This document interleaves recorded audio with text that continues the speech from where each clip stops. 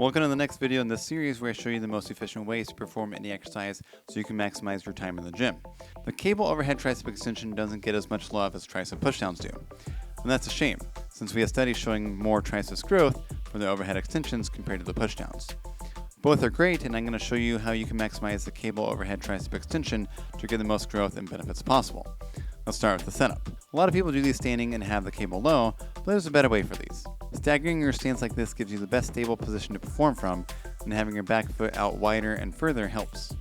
If your stance is narrow, you have to worry about balance, and this will impact how much weight you can lift compared to having a wider, more stable stance, in which you can focus on pushing the most weight possible with the best technique. I also like to brace my back foot against the cable column so I'm not battling the weight to maintain my position. Set the cable up around your lower chest. I find this works best so you can maximize the tension on the triceps, but you're also not having to do a weird swinging, twisting motion to get into position. Instead, you just do a half squat, grab the attachment, and squat back up. Simple as that. Your shoulders will thank me later. Along with that, I found a W-bar attachment to work best compared to other attachments. The ropes make it difficult to keep the tension on the triceps, and a straight arm bar can be funky in your wrists and elbows. A W-bar helps to keep the triceps most engaged, and it will save your wrists and elbows from any unnecessary strain. Push your head forward just a little bit to allow the bar to travel behind you when lowering the weight. An overhand position is best to push with the most amount of force.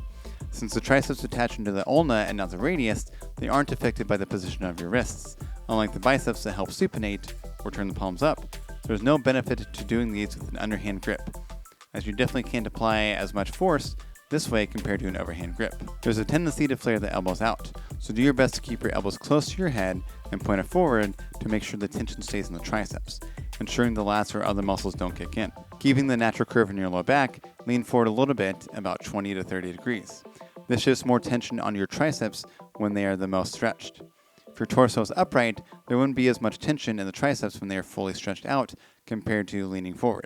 Like mentioned before, you want to stagger your stance, widen your base of support, and push your back leg against the cable column with your back leg knee locked out for additional support. Keeping your elbows tucked towards your head and facing forward as best you can, think about pressing forward and in an arc instead of up. I found this helps keep the triceps engaged while minimizing the contribution from the lats, and also helps prevent the elbows from flaring out.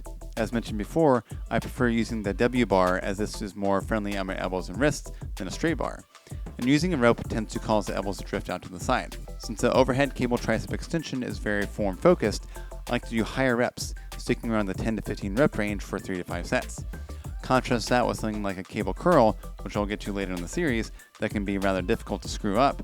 You basically just curl it towards your shoulders, and even if you do less than optimal form, not as many other muscles help out.